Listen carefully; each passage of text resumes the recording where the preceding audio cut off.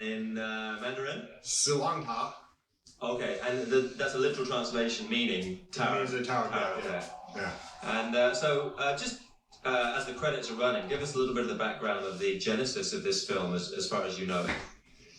Well, as far as I know, the genesis of the film, originally Monsieur had been talking to Golden Harvest, and I guess they wanted to do a second version of the Game of Death. They still had some footage of Bruce Lee that had not been shown to the world from from his original film. Now, what I heard was that NG, they'd done Game of Death #1, and for people who aren't familiar with the Bruce Lee stories, briefly, Bruce Lee back in